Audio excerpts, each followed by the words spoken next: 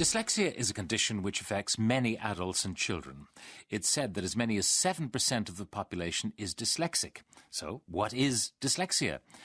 It's not a simple question, nor is the answer uncomplicated. The International Dyslexia Association would say dyslexia is an inherited condition that makes it extremely difficult to read, write and spell in your native language, despite at least average intelligence.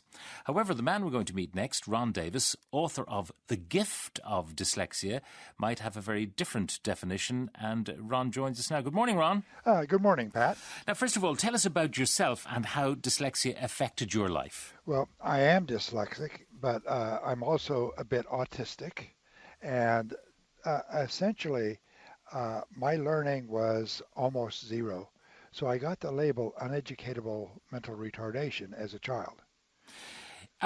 So you got through childhood being regarded by everybody around you as slow. Yes. So when did you get a diagnosis of dyslexia? Well, actually, I got an IQ test first.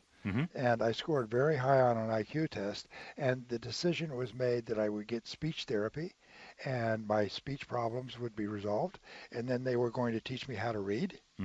And the reading training amounted to crawling on the floor for a half an hour twice a day, balancing on a teeter board, and balancing on a balance beam every day, and doing phonics training every day. And the crawling and the balancing worked very well, but I couldn't do the phonics. And it was very much like torturing me. And the reason for that is I don't think with sounds. I think with images. And if you can't think with sound, trying to do the phonics training is almost impossible. I would say it is impossible. Now, the phonics training is breaking down words into little bits. Yes. And you would have to hear it inside your mind before you could do it with your mouth. Now, I can say the sounds. I know what those sounds are, so I can speak with the words.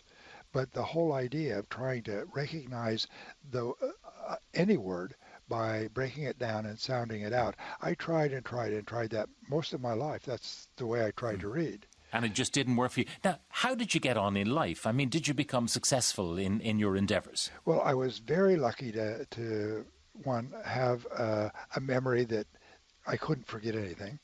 And two, a good intellect. So as a result of that, my job was to hide the fact that I couldn't read. So every chance I got to figure out a different way that I could hide I couldn't read, I would take advantage of that. So did you become a successful businessman? Yes, I was a successful businessman. Before that, I was a successful engineer. And then after that, I was a successful artist. So how did you manage to do all of that without being able to read or write? Well, you just learn how. You just cope. You find ways of getting through. And also, I would get people that would do the reading for me without realizing that's what they were there for. And also very fortunate to marry the right girls at the right time. Plural. You married more than one. Oh, no, not at the same time. If they got close to figuring out that I couldn't read or write, then I would have to find a different one. But my goodness. How did you do this? I mean, was it something like, I'm sorry to a secretary, I've forgotten my glasses. Could you read that letter to me? That would work. Or, it wasn't that I couldn't read at all. But it took so long and it was so hard to do that I just didn't do it. But let's say I was going to have a business lunch at a particular restaurant. I might get the menu from that restaurant 2 or 3 days in advance and simply go through it at the speed I can. And because I can't forget, then I would memorize it. And that way I could pretend to read it and even make comments on it and point at the right words. And no one would know that I hadn't just read it. So you really had to rehearse all of those kind of things. It makes for a lot of hard work. At what point did you decide, I've got to do something about this, I've got to try and fix myself? Well, most of my life I believed that I had brain damage that would prevent me from learning how to read or write. That didn't stop me from trying, so I was always trying to do it. And what the average person could read in maybe 5 minutes, I could get through it in an hour to an hour and a half. But I was never really sure that I got it right. And I don't know where I was going right there. Yeah. Well, it's just you were trying all different ways of sorting out your problem. How did you eventually fix yourself? I believe that I had brain damage, and I was working as an artist. I changed to the point where I'm working as an artist, and I began to notice that when I was at my artistic best, I was at my dyslexic worst. And what that says to that part of me that's an engineer is this cannot possibly be true. Because if you have brain damage, if the problem is a physical problem, you cannot change it. It has to remain the same all the time. Mm-hmm. Like the idea is, I can't have brain damage in the afternoon, and in the morning it goes away for a little while, and in the afternoons it comes back. It doesn't work like that. So with that realization, I'm now thinking, the problem is not a structural problem, then what is it? Well, the next answer is, if it's not a structural problem, it's a functional problem. And if it's a functional problem, that means I'm either doing something that causes it, or I'm failing to do something, and that's what's causing it. And when I started looking for those things, is when I became a researcher into the field of dyslexia. And what I discovered was I was actually doing something that caused the problem to be there. And when I could figure out a way to prevent what I was doing from happening, then I could read. So you were effectively switching off the thing Right. that was making you dyslexic. What was that thing in your case? Okay, well, it has to do with what we call disorientation in America. I know that in the rest of the world it has an extra syllable, that word, but I don't know where to put it in. I think you use the word disorientated, where we would use the word disoriented. So anyway, have you ever had the experience of sitting in a vehicle that's stationary and something outside your vehicle moves and you feel like you're the one that's in motion? Sure, particularly it happens when you're in a parked aircraft at the airport and something moves and you don't know whether it's you or the other, or something or else. a train in the station and you don't know which of you is moving, the train next to you or you. Exactly. The part of your brain that you use to cause that phenomenon, a dyslexic uses to make the symptoms of dyslexia. And by the way, when that happens to you, you're as dyslexic as I am, because you're the same equipment that distorts your perception in that instance is what distorts our perception when we're trying to read words on a page. So how did you switch it off? Well, essentially, the disorientation, there's a part of your brain that's what its job is to do that. And we discovered a way to influence that part of our brain so it doesn't do it. And we call it orientation. And we use our imagination and a way to position what we call our mind's eye in a place that it actually turns it off. And it's literally, if you're a disorienter, if you're dyslexic, you already know how to do it. So what you don't have is the understanding of it. So we will just give the individual a little step that they can do that will allow them to now understand what it is that was going on, so and they can turn it off. This is called the Davis correction method after you. Yeah. What does orthodox science think of your method? They don't know what dyslexia is. They still think that there's something wrong with a person's brain that prevents them from being able to hear sounds correctly. And this comes from what's going on in the academic community and the accepted treatments for dyslexia. This, by the way, is in the process of changing. There are a lot of other people that are saying, okay, the traditional systems for dealing with dyslexia, they're not effective. There are some systems that are very effective that are not traditional. We should look at those. Mm-hmm. And that's where we're coming in. Trying to do this for someone who has dyslexia, how long does it take? I mean, I know there's a counselling procedure first and then these techniques. How long does it take to work? On average, what we're doing is we can teach a dyslexic child, how to control the disorientation, usually in less than an hour. And in about a week, they can be an expert at turning it on and turning it off at will, anytime they choose. And is there an immediate improvement in reading skills? There usually is, and sometimes it's immediate, like 3 or 4 grade levels, but it depends on what the age level of the individual is. But see, the disorientation is where the symptoms come from. The real thing that we have to look at is why is it happening in the first place? Mm-hmm. And here we get a different perspective. They have known for over 100 years there's more than one way that a human being can think. There's something called verbal conceptualization. Doing that, you're talking to yourself inside your head. It's quiet to the outside, but you're actually thinking with your own voice. The other kind of thinking is called nonverbal conceptualization. And when you're doing it naturally, you're not aware of doing anything at all. Mm-hmm. And the reason for that is it's subliminal. It's happening too fast. So most people can do both kinds of thinking, and most people do it. But because we're human beings, we have a tendency to specialize in that is either the easiest or the quickest for us to do. And for the dyslexic individual, they have to be primarily a picture thinker to the age of 9. And if we include this now in the overall equation, there is a little thing that I can do with you that will give you a real dramatic perspective on the dyslexia. If you're interested, I would be very happy Please. to do that. Well, I get to ask the questions if that's okay. Okay. The first question is, how good is your imagination? If I ask you to imagine an elephant, could you do that? Oh, very easily, yeah. Okay, what color is it? Gray. All right. Erase the elephant and imagine home. Mm-hmm. Do you see where you live now or where you once lived? No, where my childhood home. Excellent. Imagine school. Yeah? Do you see outside, inside, or both? Outside. All right. Imagine a stack of books. Yeah? Hardcover, softcover, or mixed? Mixed. Okay. Imagine a stack of papers. Yeah? Is it messy or neat? Messy. Imagine a pencil. Yeah? Does it have a rubber on the end? Yeah. Okay. Imagine the. Imagine. The.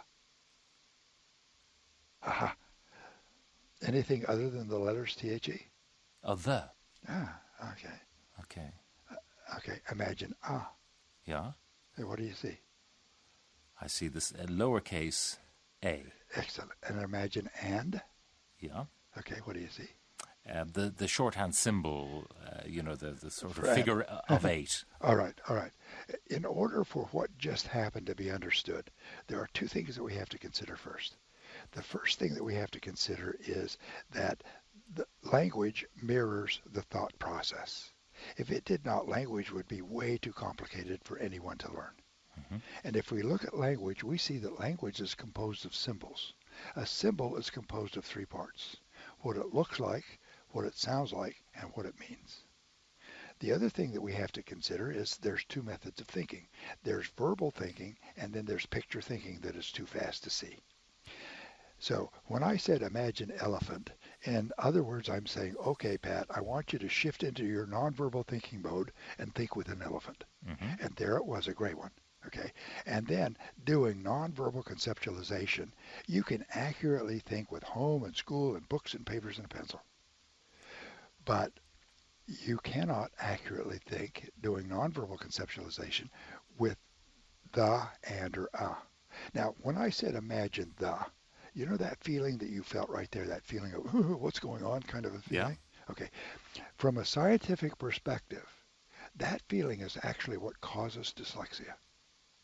Now, the person has to be dyslexic, but he's not making symptoms. That's what causes the dyslexic person to make the symptoms. Okay, so you programmed me into thinking in visual images. Yes. And then you threw a hand grenade of a word at me. Actually, well, they were all words, but what I did is I gave you a word that you didn't have a picture for. Yeah. And essentially, what comes with it, that feeling that is there, what most people do when they hear that, they will feel that feeling and automatically shift into the to the verbal mode, and they will say to themselves inside their head, did he say that? What did he say? And when you make that shift, that feeling goes away. But if you're 9 years old and you can't do the other kinds of thinking, you can't shift and you can't make that feeling go away. So you get a dose of it, and then a second later you get another dose, and pretty soon you get another one. And eventually that feeling is so intense that it causes the disorientation. And when it causes a disorientation, your brain isn't seeing what your eyes see. Your brain is seeing what you think your eyes should see. The application of this to other things, hyperactivity, ADD, and as you said yourself, you had a slight autistic problem. Well, mine was actually very severe to the point I got labeled uneducatable mental retardation. I know I said slight, but I was, taking license, I think. So it can be applied, the same kind of technique? Yes. Well, realize well, I have a very simplistic perspective. If you eliminate the reason why the problem exists, the problem will stop existing. So instead of trying to solve the problem, which eventually will need a solution itself, if you can eliminate the reason that it's there, it's now gone and it doesn't need to be solved. So what we do is once the person can control the disorientation, we fill in the blanks. When I said imagine there was a feeling. That feeling came because you had a blank picture for the. Mm. What we have to do is we have to fill in the blank. There has to be an image that the dyslexic person can think with for the meaning of that word. And we have the procedures for doing that, and we use plastiline clay. They get to make little models that mean what that word means. Yeah. And when we eliminate the reason why the problem is there in the first place, it's not a problem. Now, the person can still disorient. I worked for years as an artist. I cannot be oriented as an artist. I have to be disoriented in order to create what it is that I want created. But now that I understand orientation and disorientation, I need to be oriented when I sign my work, or it's just going to be scribble. Okay. By the way, why do you call it the gift of dyslexia? Well, the very thing that we're doing that causes the problem actually allows us to think very fast. We can think faster than ordinary people, and we will actually be more creative and more intelligent than the average human being. So it really is a gift, but really at the bottom line, our real gift is mastery. We can master things faster than most people can even understand what it's about if we don't leave parts out. I'm looking at the list of people, famous people with the gift of dyslexia, as you put it. People like Robin Williams, Whoopi Goldberg, Keira Knightley. This is all in the entertainment area. But inventors and scientists, Dr. James Lovelock is dyslexic. Albert Einstein. My favorite was Albert Einstein, because he also was a bit autistic. Yeah, Erin Brockovich, we all have seen the movie about her. Indeed, I've met her. Winston Churchill, John F. Kennedy, George Washington. Yes. Richard Branson. Yes. My goodness, what a catalogue of people. By the way, your technique, are there practitioners in Ireland? Yes. There were 5, but one has gone somewhere else, so there are currently 4. And actually, the book, The Gift of Dyslexia, was written for mothers. That if a mother of a 9-year-old, the child is struggling in school, what I visualized when I wrote the book was that mother could sit with that book in her lap, read step 1, have the child do step 1, read step 2, and have the child do step 2. And within about a year, the problem should be resolved. Well, Ron, it's a great pleasure talking to you. I'm sure there are some who take issue with some of your techniques, but results are really what tells all. Well, I feel like this. If what you do produces a result that you're after, who can really criticize? The only ones that criticize are the ones that are invalidated by the successes that we have. And I don't think that's a proper reason to criticize. So I'm not worried by that. I don't care about it. All right, Ron, well, thank you very much for joining us. The gift of dyslexia is what mothers and indeed fathers should look out for and help their young ones to lead a fuller and more accomplished life. Thank you, Pat.